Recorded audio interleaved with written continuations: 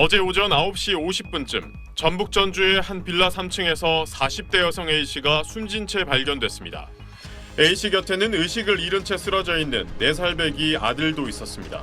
상태가 좀 약간 반응이 없었고 호흡이 미약하다. 아동은 산소를 투여했다고. 아이는 오랜 기간 음식을 먹지 못해 쇠약한 상태였지만 병원에서 치료받고 의식을 회복한 것으로 전해졌습니다. 모자가 살던 빌라 입구에선 전기요금 연체 고지서도 발견돼 상당 기간 생활고를 겪은 것으로 추정됩니다. 경찰 관계자는 여성 시신의 부패가 상당 부분 진행돼 구체적인 사망 시기를 추정하기 어렵다며 부검을 통해 정확한 사인을 밝힐 계획이라고 말했습니다. 6.25 전쟁 참전용사인 80대 남성이 마트에서 반찬거리를 훔치다가 경찰에 붙잡혔습니다. 부산진경찰서는 지난 7일 마트에서 물건을 훔친 혐의로 80대 후반 남성 A씨를 입건했다고 밝혔습니다. A씨는 지난 4월부터 5월까지 부산 금정구의 한 마트에서 7차례에 걸쳐 젓갈과 참치 통조림 등 8만 3천 원어치의 반찬거리를 훔친 혐의를 받고 있습니다. 물건이 조금씩 없어진다는 마트의 신고를 받은 경찰은 폐쇄회로 TV를 분석해 A씨를 붙잡았습니다. 경찰 조사에서 A씨는 반찬거리를 사야 하는데 돈이 부족해 물건을 훔쳤다고 진술했습니다. A씨는 6.25 전쟁에 참전했던 국가유공자로 확인됐는데 정부에서 주는 60여만 원으로 한 달을 생활해온 것으로 알려졌습니다. 경찰은 사건이 경미하고 A씨가 생활고를 겪은 점 등을 고려해 A씨를 즉결 심판 청구할 방침입니다. SBS 홍승현입니다. 구급차가 골목을 빠져나가고 곧이어 경찰차와 소방차가 뒤따릅니다. 어제 오후 3시쯤 경기도 수원의 한 다세대 주택에서 60대 어머니와 40대 두 딸이 숨진 채 발견됐습니다. 문이 잠긴 세입자의 집에서 악취가 난다는 건물 관계자의 신고로 경찰이 확인한 겁니다. 거기 문을 열어 이제 들어갔다가 조사하고 들어갔다가 관계로 냄새가 엄청 나더라고. 집에서 발견된 유서엔 생활고와 지병으로 힘들다는 내용이 적혀 있는 걸로 전해졌습니다.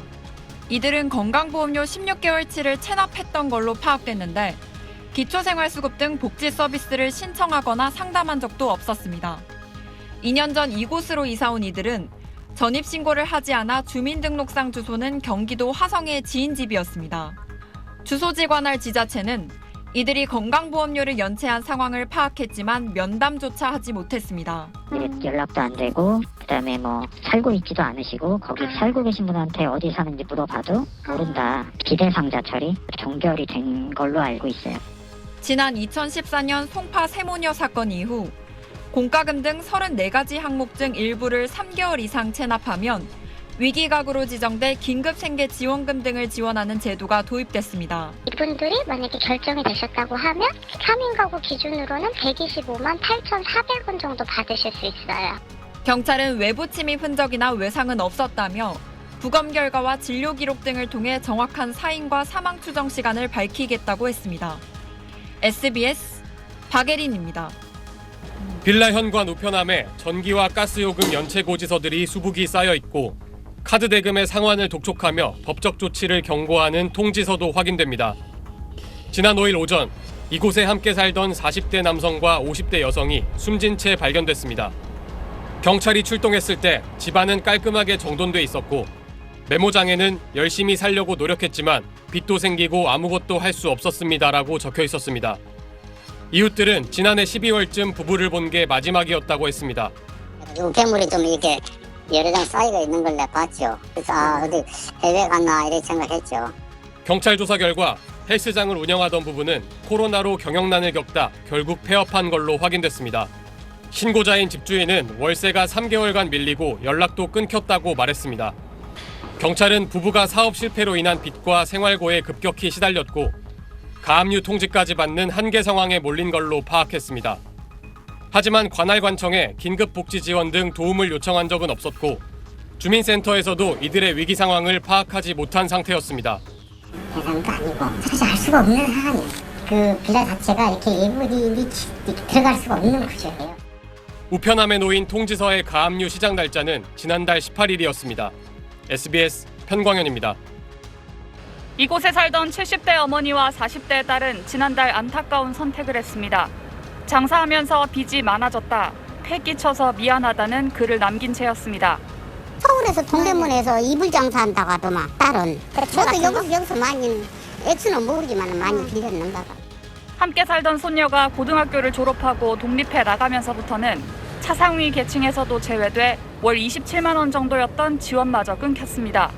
가스나 수도가 끊기고 건강보험료나 통신비 등이 체납되면 정부가 이른바 위기가구로 발굴하는 단계를 밟게 되는데 이 가족이 공과금은 밀리지 않고 납부하면서 위기가구로 파악되지 않았습니다.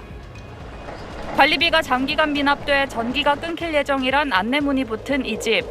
흥망이 예언하니까 도움 주시냐고 그 연락만 드리고. 지난 6일 이 신고에 경찰과 소방당국이 창문을 뜯고 들어가 보니 50대 남성이 숨진 채 발견됐습니다. 지난해 초 1억 넘는 대출을 받은 사실이 확인됐고 집이 가압류에 이어 경매까지 넘어간 상황이었는데 복지 지원 대상은 아니었습니다. 이렇게 최근 나타나는 위기의 징후들은 지속적인 생활고가 원인이 됐던 과거 사례와는 달리 갑작스럽게 위기에 봉착한 뒤 헤어나올 방법을 찾지 못하는 경우가 다반사입니다. 그 가계 부채 규모 증가와 폭등한 금리, 그걸 전통적으로 해결할 수 있었던 가족관계의 와해. 그래서 이분들이 사회적 고립에 빠지면서 근데 이분들은 아예 그냥 제도 밖에 있는 거죠. 행정당국은 실질적인 생활고를 겪는 사람들에 대해 노후주택 거주자를 중심으로 전수조사를 하고 있다면서도 인력상의 한계 등 어려움을 토로했습니다. SBS 박하정입니다. 지난해 5월 경남 사천의 한 컨테이너에서 50대 남성이 숨진 채 발견됐습니다. 사업에 실패하고 이혼한 뒤 홀로 살던 그는 일거리가 줄어들면서부터 끼니를 거르기가 일쑤였다고 합니다. 일을 하면서 함께 하시는 분들은 식사를 같이 했는데 일이 없으니까 끼니도 제대로 안 되잖아요. 지인에게 음식을 부탁하는 메모도 발견됐습니다. 먹는 걸 부탁하는 그런 내용이 적혀져 있었기 때문에 보면 사람이 많이 빠져 있었고. 숨진 지 반년 만에 발견돼 심하게 부패된 상태였고 굶주림에 시달리다가 숨진 것으로 추정됩니다. 체격은 상당히 빈약하고 사망에 이를 때까지 영양결핍도 그 가능성을 고려해야 되겠다. 근육이나 피하 지방의 양이 상당히 줄어든 그런 모습으로 보인다. 기아사는 대부분 사회적으로 고립된 상태에서 발생하고 오랜 시간 시신이 방치돼 정확한 사인을 진단하기 어려운 경우가 많습니다. 부패가 돼서 발견되는 경우들이 왕왕 있습니다. 부패라고 진단을 하게 되면은 그것이 최종적으로는 통계청의 기아사라고 등록이 되지 않을 가능성이 있습니다. 또 뭐 숨겨진 기아사, 드러나지 않은 기아사가 더 있을 가능성? 예, 더 있을 수 있습니다. 특히 지난해엔 코로나19 여파로 기아사로 의심되는 사례가 더 늘었습니다. 2020년에 이런 기아의 조건에 노출되었을 거라고 보는 시신이 한 5건에서 6건 정도를 부검을 한 것 같아요. 그 이전에는 1년에 1건, 2건 정도 했었는데. 서울 영등포의 한 여관에서 혼자 지내고 있는 40대 남성입니다. 지난해 2월 일자리를 잃은 뒤부터 굶는 날이 많아졌다고 합니다. 밥새끼 먹는 게 소원이거든요. 그리고 직장 안 되고 그리고 굶고 그리고 단반에 우울증 저도 중증의 심장병을 앓아 기초생활수급자 신청을 해봤지만 근로능력이 있고 장애인으로 등록돼 있지 않다는 이유로 아무런 도움을 받지 못하고 있습니다. 이런 취약계층을 위해 무료 나눔 가게를 운영하는 곳이 생겨나기 시작했습니다. 지난달 초 문을 연 서울 영등포의 영업마켓입니다. 한 달에 한 번씩 필요한 생필품을 4가지씩 무료로 가져갈 수 있는데 하루 10명 넘게 찾고 있습니다. 주로 쌀하고 고추장, 된장 이렇게 젊은 사람들도 있어요.